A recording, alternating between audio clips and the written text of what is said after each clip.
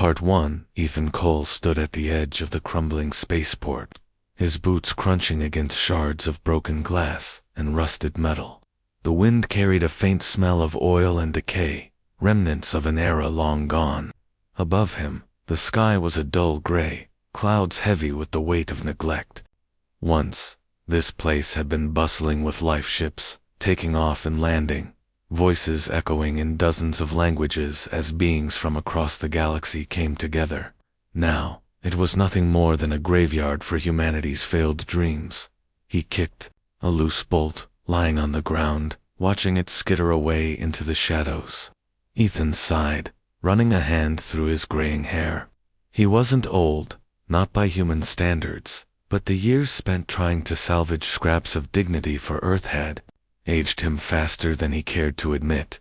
His coat flapped in the breeze, worn thin from too many days like this one, days filled with memories of what could have been. The stellar Concord had exiled Earth decades ago. It hadn't happened overnight. The signs had been there all along. Humanity had always been the odd ones out among the intergalactic community. Too emotional, too reckless, too eager to push boundaries without considering consequences. Other species saw them as children playing with fire, unpredictable and dangerous. And when the scandal broke, the theft of advanced propulsion tech from the Varney delegation sealed their fate. The evidence pointed to humans, though no one knew who exactly was responsible. That didn't matter to the Concord. All that mattered was punishment. Earth's governments had pleaded innocence, argued for leniency, begged for another chance, but the decision was unanimous: exile. Trade routes were severed, embassies closed, and every last diplomat recalled. Even communication was cut off, leaving Earth isolated on the fringes of the galaxy. At first, people tried to fight back, shouting protests into the void, but silence answered them, and eventually, they stopped shouting altogether. Ethan remembered those early years vividly. Panic had gripped the planet as food shortages worsened and economies collapsed. Billions starved, while others turned to violence in desperation. Governments fell like dominoes, replaced by fractured factions struggling to survive. Some cities became fortresses, ruled by warlords hoarding whatever resources remained. Others simply crumbled, swallowed by nature reclaiming its territory. Wasn't just material losses that hurt the most, it was the loss of hope. For so long, humanity had dreamed of reaching the stars, of proving they belonged among the great civilizations of the universe. They had built ships, explored distant planets, and forged alliances. And then, in one swift motion, everything was taken away. Stripped bare, humanity found itself staring into the mirror of its own flaws. Ethan clenched his fists inside his pockets. He hated thinking about it, hated reliving the shame of being cast aside like garbage. Yet, here he was, standing in the ruins of what had once been humanity's gateway to the cosmos. A bitter laugh escaped his lips. "We did this to ourselves," he muttered under his breath. "No one else." His thoughts drifted to the day he'd left diplomacy behind. Back then, he'd believed in redemption and finding a way to make things right. He'd spent years traveling between colonies, negotiating ceasefires, and building bridges where none existed. But the harder he worked, the clearer it became that humanity wasn't ready to heal. Too many scars ran too deep. Eventually, he gave up, retreating to the outskirts of society, where he wouldn't have to face the constant reminders of failure. Still, something kept pulling him back to places like this: the abandoned spaceports, the derelict research labs, the forgotten monuments. To ambition. Maybe it was nostalgia, or maybe it was guilt. Either way, Ethan couldn't stay away. As he walked further into the wreckage, his eyes caught sight of something unusual. Half buried beneath a pile of debris was a small panel, glowing faintly despite the layers of dust covering it. Curiosity got the better of him, and he knelt down to brush it clean. The screen flickered to life, displaying lines of text in a language he hadn't seen in years. Galactic Standard. It was a log entry, dated just before the exile. Final transmission recorded. The voice crackled, barely audible over static. All data secured per protocol. Await retrieval instructions. The message ended abruptly, leaving Ethan staring at the device in disbelief. What kind of data? Why would anyone bother securing information if they thought humanity was beyond saving? A chill ran down his spine. This wasn't random. Junket was a clue. Someone had gone to great lengths to preserve whatever was stored here, and if Ethan could figure out what it was, maybe it could change everything. For the first time in years, a spark of determination ignited within him. Whatever this discovery meant, it was worth pursuing. Humanity might have been exiled and overlooked, but Ethan refused to believe their story ended here. Not yet. Not while there were still secrets waiting to be uncovered with newfound purpose. Ethan carefully detached the panel and tucked it under his arm. The journey ahead wouldn't be easy, but he was done running from the past. If humanity was ever going to rise again, it would start with someone willing to dig through the rubble, and Ethan Cole intended to be that someone. Ethan returned to the small settlement where he had been living for the past few years. It was a modest place, nestled in a valley surrounded by barren hills. The colony wasn't much, just a cluster of makeshift homes built from scrap metal and concrete, but it was home to about 200 people who had banded together to survive. Most of them were farmers or mechanics, doing whatever they could to keep the community alive. Ethan didn't talk much about his past here. He preferred to blend into the background, helping out when needed but otherwise keeping to himself. When he arrived, he noticed something unusual. A crowd had gathered near the central square, their faces lit with excitement. At first, Ethan thought there might be trouble, a raid or some kind of accident, but as he drew closer, he realized it was something else entirely. Standing on a makeshift platform made from wooden crates was a young woman, her voice ringing out clear and strong. She spoke with passion, her words painting a picture of hope that Ethan hadn't heard in years. "My name is Leela Hart," she said, her bright eyes scanning the crowd, "and I believe we can do better than this." She gestured around her at the worn-down buildings, the cracked dirt roads, and the fields struggling to produce crops. "We've spent too long scraping by, waiting for scraps from a galaxy that doesn't care about us anymore. But why should we wait?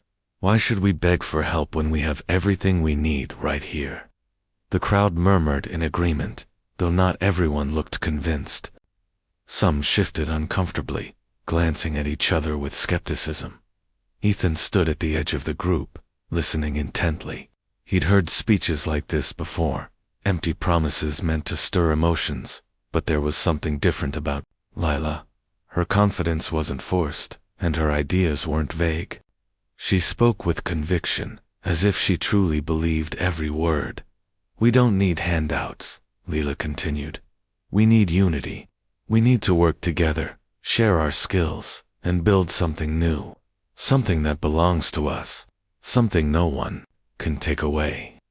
Her words struck a chord with many in the crowd. A few people clapped, while others nodded thoughtfully. Ethan, however, remained cautious. He'd seen too many leaders rise and fall, their grand visions crumbling under the weight of reality. Still, he couldn't deny that Leela had a certain charm. There was a fire in her that reminded him of younger days, when he still believed humanity could claw its way back from the brink. After the speech ended, the crowd began to disperse. Ethan lingered, watching as Leela stepped down from the platform. She moved with purpose, shaking hands and exchanging words with those who approached her. When she noticed Ethan standing nearby, she gave him a curious look. "You're not from around here, are you?" she asked, tilting her head slightly. Ethan hesitated. He hadn't planned on introducing himself, but something about her directness caught him off guard. "Not really," he admitted. "Just passing through." Leela smiled. "Well, maybe you'll stick around long enough to hear me out. I think you'd understand what I'm trying to do." Ethan frowned. "What makes you say that?" "You've got the look of someone who's seen the worst of us," she replied without missing a beat.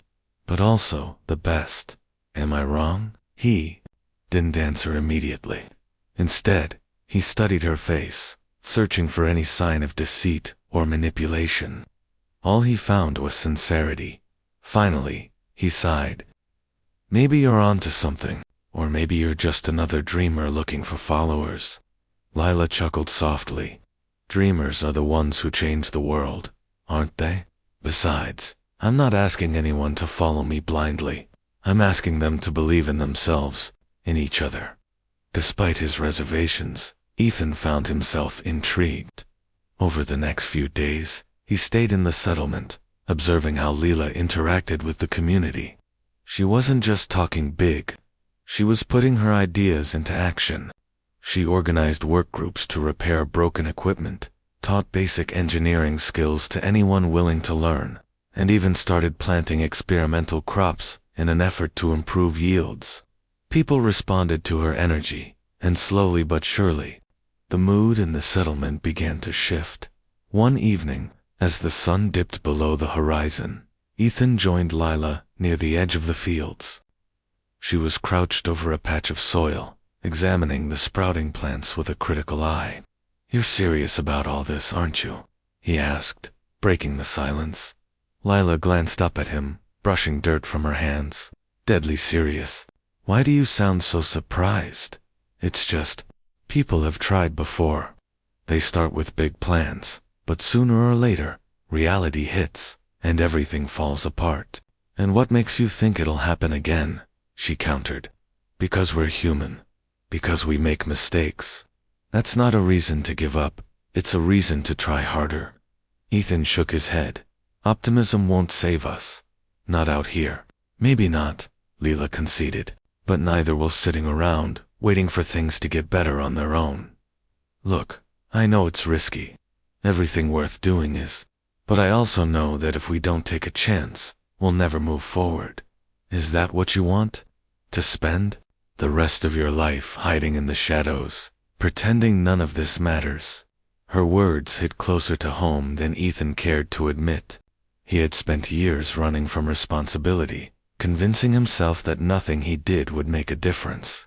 Yet here was Lila, refusing to let despair define her. It was infuriating and inspiring all at once. "I found something," he blurted out before he could stop himself. Reaching into his bag, he pulled out the panel he'd discovered at the spaceport. Lila's eyes widened as she examined it, tracing the glowing symbols with her fingers. "What is it?" she asked, her voice tinged with awe. "I'm not sure yet," Ethan admitted. "But it's old. Pre-exile tech, maybe even classified. If I can figure out what's stored on it, it could be important." Lila looked up at him, her expression thoughtful. "Important? How?" "That depends," Ethan said cautiously. "It could be useless junk, or it could be the key to turning things around for us. Either way, it's worth checking out." For a moment, neither of them spoke. The wind rustled through the dry grass, carrying with it the faint scent of earth and possibility. Then Lila smiled, a determined glint in her eye. "Then, let's find out." Over the following weeks, Ethan and Leela worked tirelessly to decipher the contents of the panel. They set up a makeshift lab in one of the abandoned buildings, piecing together fragments of data and cross-referencing them with whatever scraps of knowledge they could scavenge. It was slow, painstaking work, but Leela's enthusiasm kept them going. She brought food and supplies, encouraged others to lend a hand, and reminded Ethan daily why they couldn't afford to quit. As the pieces of the puzzle began to come together, Ethan felt a flicker of hope he hadn't allowed himself in years. Whatever secrets the panel held, it was clear they were significant. For the first time, he wondered if Lila might actually be right, if humanity really did have a shot at redemption. But as the days turned into weeks, Ethan couldn't shake the feeling that uncovering the truth wouldn't be easy. The galaxy had cast them aside once before, and it wouldn't hesitate to do so again if given the chance. Still, as he watched Lila pore over the data late into the night, her determination unwavering, he realized something. Maybe redemption wasn't about proving anything to the rest of the universe. Maybe it was about proving something to themselves. And for the first time in a long time, Ethan Cole dared to hope. Ethan and Leela spent countless hours in the dimly lit room, surrounded by piles of dusty manuals, old circuit boards, and half-finished prototypes. The panel they had found was proving to be more complicated than either of them had anticipated. Its systems were encrypted, layered with security protocols that seemed almost alien in their complexity.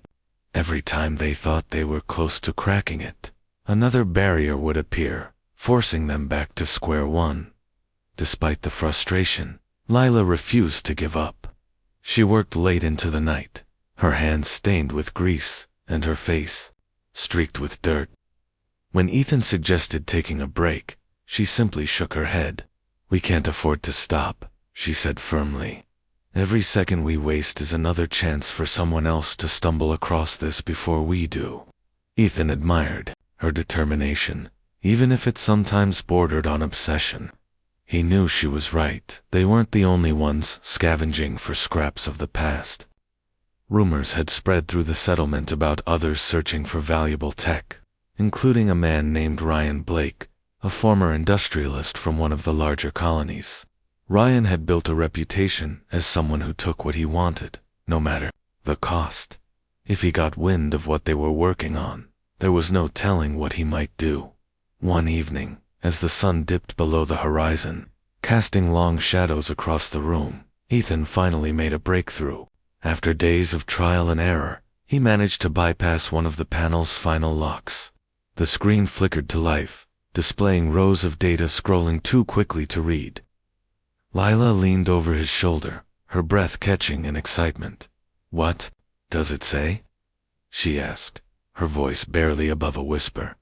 "I'm not sure yet," Ethan replied, his fingers flying over the makeshift keyboard they had rigged up. "Let me see if I can slow it down." The text stabilized, revealing fragments of technical schematics and operational instructions. It didn't make complete sense at first glance, but one phrase stood out: Project Ascension.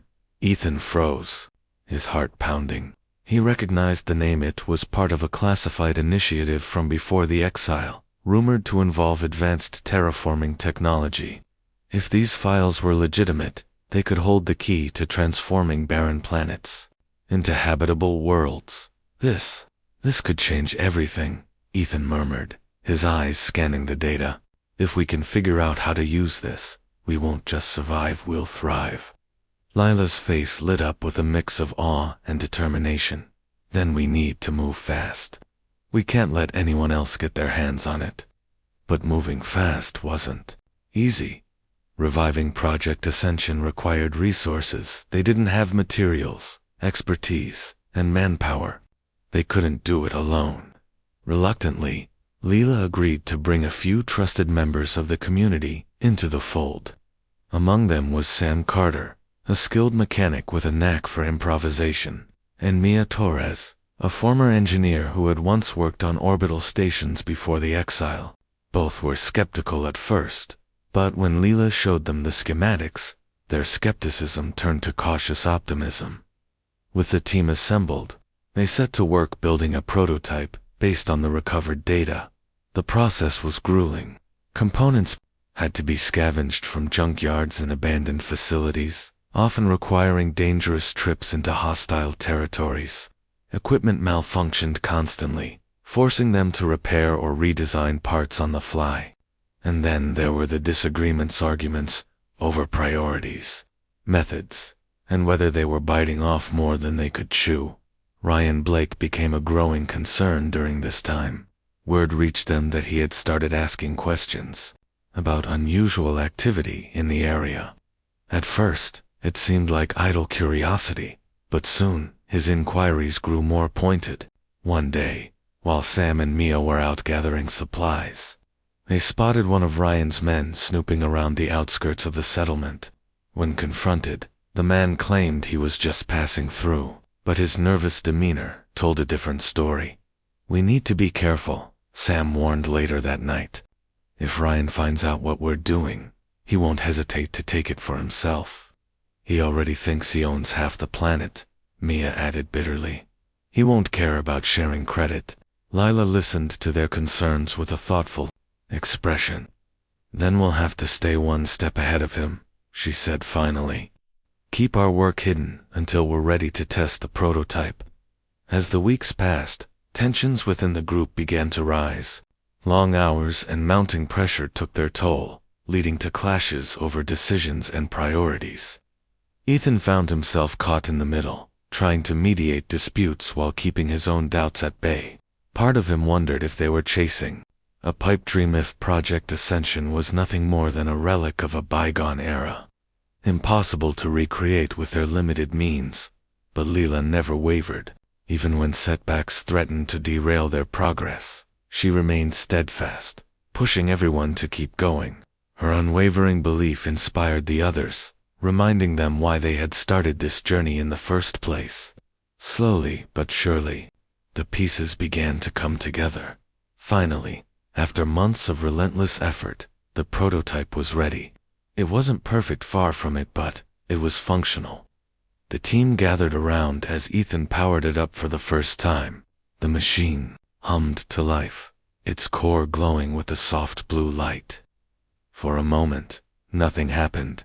Then, slowly, the air around it shimmered, as if the very fabric of reality was shifting. It's working, Mia breathed, her voice filled with wonder. Outside, the effects were immediate. The barren patch of land they had chosen as a test site began to transform. Dry soil softened, sprouting green shoots that grew rapidly into lush grass. Trees emerged from the ground, their branches stretching toward the sky. Within minutes, what had once been a desolate wasteland was teeming with life. The team erupted into cheers, hugging each other and laughing in disbelief. Even Ethan, who had tried so hard to remain skeptical, felt a surge of pride. This was real. They had done it, but their celebration was short-lived.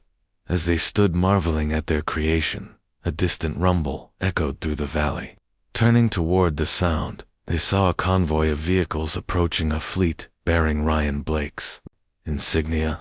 His timing couldn't have been worse. Lila stepped forward, her jaw tightening with resolve. We knew this day would come, she said quietly. Now we'll have to decide what kind of future we want and who gets to shape it. Ethan nodded, gripping the panel tightly. Whatever happened next, one thing was certain. Humanity's fight for survival was far from over. But for the first time in decades, they had something worth fighting for. The convoy rolled into view, kicking up clouds of dust as it approached the settlement. Ryan Blake sat in the lead vehicle, his sharp features illuminated by the fading sunlight. He was a man who thrived on control, and his presence alone commanded attention. Behind him, armed guards scanned the area with cold efficiency, their weapons ready for action. The sight sent a chill through the small group gathered around the prototype. Lila stepped forward, her posture calm but firm. She knew this moment would come eventually, but she hadn't expected it so soon. What do you want, Ryan? She called out, her voice steady, despite the tension in the air. Ryan climbed out of his vehicle, brushing imaginary dirt from his coat. His lips curled into a smirk as he surveyed the scene, the glowing machine, the transformed landscape, and the uneasy faces of Lila's team. I heard rumors, he said casually, as if discussing the weather. People talking about strange lights and green fields where there used to be nothing but rocks and sand. Thought I'd come see for myself. Ethan moved closer to Leela, his hand resting on the panel they had worked so hard to decode. He didn't trust Ryan, not even for a second. You shouldn't have come here, Ethan said, his tone clipped. This isn't your business. Ryan raised an eyebrow, feigning surprise. Isn't it? Everything on this planet is my business, especially something that could change the game. He gestured toward the prototype. That thing. Valuable. More valuable than any of you seem to realize. And I don't like it when people keep secrets from me. Mia exchanged a worried glance with Sam, who tightened his grip on a wrench he'd been carrying. Neither of them trusted Ryan either, and the sight of his armed men made their unease grow. Still, Lila stood her ground, refusing to back down. "This belongs to all of us," Lila said firmly. "It's not yours to take," Ryan chuckled, shaking his head. "All of you. Come on, Leela. You really think everyone gets a say? Look around, you're just a bunch of farmers and tinkerers playing at being engineers. You don't know how to handle something like this, but I do." His words stung, but Leela refused to let him rattle her. "We built this together. We risked everything to make it work, and we're not handing it over to someone who only cares about lining his own pockets." Ryan's smile faded, replaced by a cold glare. "You're making a mistake. If you cooperate, I'll make sure you're taken care of.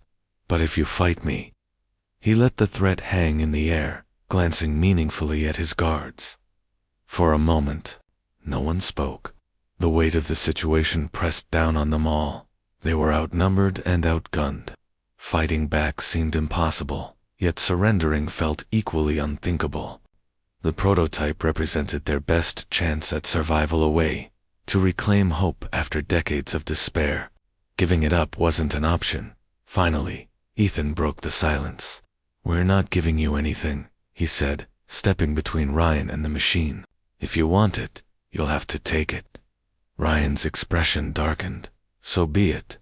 With a wave of his hand, his guards advanced, weapons raised. Chaos erupted. Sam grabbed a nearby tool and hurled it at one of the guards, knocking him off balance. Mia ducked behind a pile of crates, searching for anything to use as a weapon. Lila shouted orders, rallying her team to defend what they had created. Ethan stayed close to the prototype, determined to protect it at all costs. The skirmish was short, but intense. Though outnumbered, Lila's group fought with desperation, born of necessity. They used whatever they could, fine tools, debris, sheer determination to hold their ground. One guard stumbled into the path of the prototype's energy field, causing it to flicker dangerously. Ethan cursed under his breath, frantically adjusting the controls to stabilize it. Meanwhile, Ryan watched from a distance, clearly irritated by the resistance. He hadn't expected such defiance from a ragtag group of settlers. When one of his men fell, Ryan barked an order to retreat. "Enough. Fall back," he snapped, glaring at Leela. "This isn't over, not by a long shot." As the convoy disappeared into the horizon, the group collapsed in exhaustion. Their victory was temporary at best, and they all knew it. Ryan wouldn't give up easily. He never did. But for now, they had won. The prototype was safe. In the days that followed, tensions ran high. Everyone knew Ryan would return, and next time, he might bring more firepower. Lila called a meeting to discuss their options. The room buzzed with nervous energy as people debated what to do. "We can't stay here," Mia argued. "He'll come back stronger, faster. We need to move the prototype somewhere safer." "And go where?" Sam countered. "There's nowhere left to hide. If we run, we lose everything we've worked for." Ethan listened quietly, weighing the arguments. Finally, he spoke. "Running won't solve anything. Hiding won't either. If we want to protect this, we need to show Ryan and anyone else who tries to take it that we're not afraid to fight." Lila nodded, her eyes blazing with resolve. "Ethan's right. This isn't just about us anymore. It's about proving that humanity still has a future, that we're capable of creating something worth protecting." With renewed purpose, the group set to work fortifying the settlement. They reinforced walls, set traps along the perimeter, and stockpiled supplies. Lila also reached out to neighboring colonies, appealing for support. Some dismissed her plea, unwilling to risk angering Ryan. Others, however, saw the potential in Project Ascension and pledged their help. Word spread quickly, reaching farther than anyone expected. People began arriving from distant settlements, eager to join the cause. Farmers brought food, mechanics offered their skills, and even former soldiers volunteered to train the growing militia. For the first time in years, there was a sense of unity among humans, not driven by fear, but by hope. Ryan noticed the shift too. Reports filtered back to him about the swelling numbers at Lila's settlement. At first, he scoffed, convinced that disorganization would tear them apart. But as weeks passed and the movement gained momentum, doubt crept into his mind. These weren't just farmers and tinkerers anymore, they were organized, disciplined, and unshakably loyal to Lila. Determined to regain control, Ryan launched another attack. This time, he came prepared with more men, better weapons, and a plan to overwhelm the settlement. But Lila and her followers were ready. When the assault began, they met it head-on, using every trick they had learned to hold their ground. The battle raged through the night, lighting up the sky with flashes of gunfire and bursts of energy from the prototype. Despite the odds, Lila's forces held firm. Slowly but surely, they pushed Ryan's men back until the invaders retreated once again. When the dust settled, the settlement stood intact. Exhausted, but victorious, the defenders cheered, their spirits buoyed by the knowledge that they had faced their greatest challenge and prevailed. Ryan's influence waned, his reputation tarnished by repeated failures. Without his usual intimidation tactics, many of his allies abandoned him, leaving him isolated and powerless. Lila addressed the crowd, her voice ringing out clear and strong. Today, we proved that humanity is stronger together. We showed that. We won't be bullied or silenced. This is our future, and no one will take it from us. Ethan stood beside her, pride swelling in his chest. He had doubted humanity's ability to rise above its flaws, but seeing the courage and resilience of these people changed his perspective. Maybe redemption wasn't about erasing the past, it was about building something better from the ashes.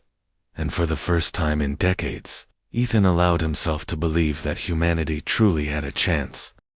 The news of the settlement's victory against Ryan Blake spread faster than anyone could have anticipated. Stories traveled by word of mouth, carried by traders and travelers who passed through the region. At first it was just whispers of a group of settlers standing up to one of the most powerful figures in the area. But as more details emerged, the tales grew louder, bolder, until they reached ears far beyond Earth's borders. It wasn't long before the Stellar Concord took notice. For years, humanity had been little more than a footnote in their records, failed experiment relegated to the fringes of the galaxy. But now, reports of advanced technology and organized resistance piqued their interest. Curiosity turned into concern when intelligence suggested that humans might be developing capabilities that could disrupt the balance of power. A delegation was dispatched to investigate. Among them was Zara Voss, a diplomatic envoy known for her sharp mind and even sharper tongue. Zara had spent decades navigating the complex politics of the Stellar Concord, earning a reputation as someone who could diffuse tensions or ignite them, depending on what served her purpose best. Her mission was simple: assess whether humanity posed a threat and determine how to handle the situation. When Zara's ship descended into Earth's atmosphere, it was met with a mix of awe and suspicion. The sleek vessel gleamed in the sunlight, a stark contrast to the patched-together structures of the settlement below. Leela watched its approach from the edge of the field where the prototype stood, her arms crossed and her expression unreadable. Beside her, Ethan frowned, his instincts telling him this visit wouldn't end well. "They're curious," Lila said finally, breaking the silence. "And scared." Ethan nodded. Curiosity doesn't usually come without consequences. As the delegation disembarked, the crowd gathered cautiously. Zara stepped forward, her movements deliberate and confident. She scanned the faces around her, noting the mixture of defiance and uncertainty. When her gaze landed on Leela, she offered a polite smile. "I am Zara Voss, envoy of the Stellar Concord. We've come seeking answers." Lila stepped forward to meet her, her voice steady. "You've found us. What do you want to know?" Zara tilted her head slightly, studying Leela with an appraising look. We've heard rumors of developments here. Technologies thought lost to your kind. Tell me, are these claims true?" Before Leela could respond, Ethan interjected. "Why does it matter? You exiled us, remember? Left us to rot. Now you show up asking questions like nothing happened." Zara's smile didn't waver, but there was a flicker of irritation in her eyes. "Let's not pretend this is about fairness, human.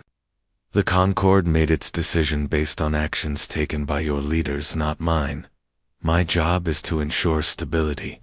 If what we've heard is accurate, your activities could destabilize entire systems." Leela held Zara's gaze, refusing to back down. "What we've done here isn't meant to cause trouble. It's meant to help us survive. To prove that we're more than the mistakes of our past." Zara raised an eyebrow. "Prove it to whom? Yourselves, or to us?" "To both," Leela replied firmly. "We're not looking for permission or approval. We're building something new, something that belongs to us." The tension between them was palpable, but Zara seemed intrigued rather than threatened. She gestured toward the prototype, which hummed softly in the background. "Show me." Reluctantly, Lila led the way, explaining the basics of Project Ascension as they walked. Zara listened intently, asking pointed questions, and occasionally jotting notes on a handheld device. While her demeanor remained professional, Ethan noticed subtle signs of Oni's tightened lips, fleeting glances at the transformed landscape. Whatever she had expected, it clearly wasn't this.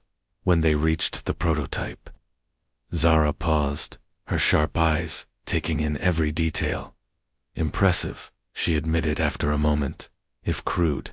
You've managed to recreate something that should have been impossible given your resources." "It's not perfect," Leela said, "but it works, and it's only the beginning." Zara studied her for a long moment before speaking again.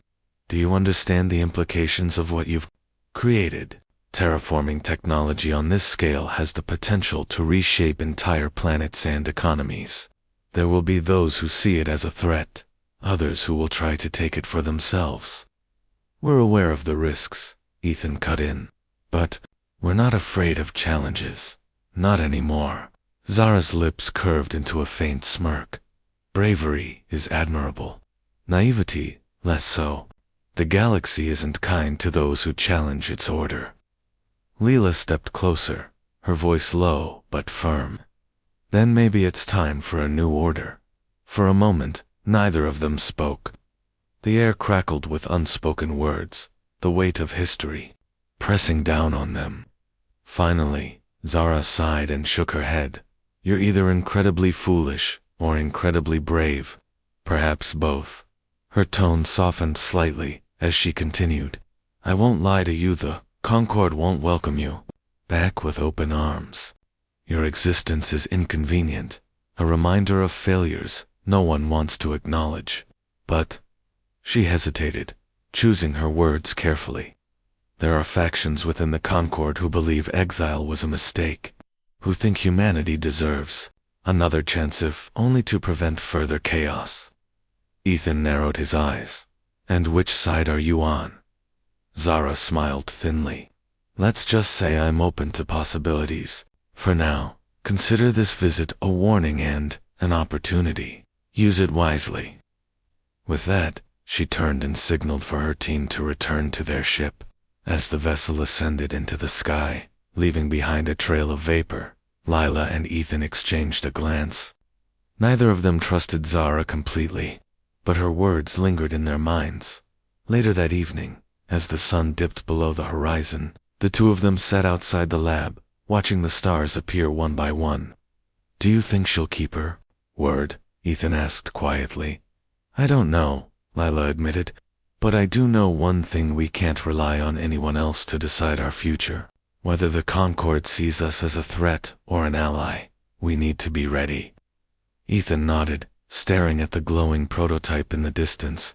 "Ready for what?" "For whatever comes next," Leela said simply. "Because this fight isn't over. Not yet." In the days that followed, life at the settlement returned to a semblance of normalcy.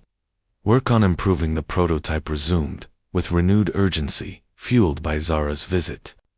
People debated what the envoy's presence meant. Some saw it as a sign of hope, while others feared it marked the beginning of greater dangers ahead.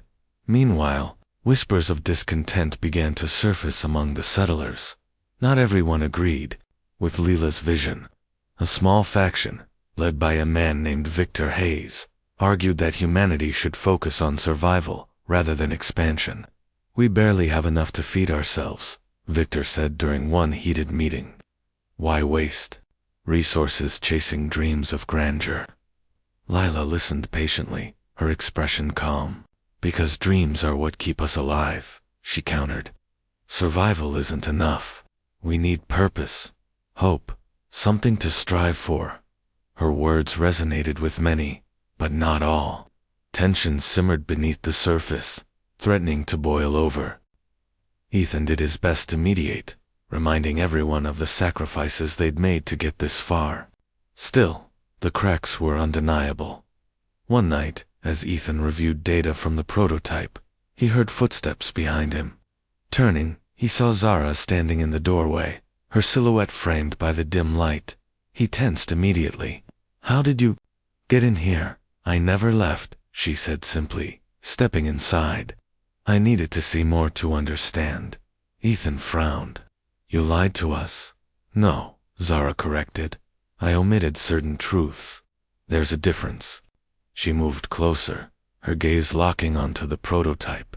"This changes everything for you, and for the galaxy. But change isn't easy. Are you prepared for what's coming?" Ethan hesitated, then nodded. "We don't have a choice." Zara studied him for a moment, her expression unreadable. "Good, because the real battle hasn't even begun." As she slipped away into the shadows, Ethan felt a chill run down his spine. Whatever lay ahead, one thing was clear. Humanity's journey was far from over, and it would take every ounce of courage, ingenuity, and determination to face it.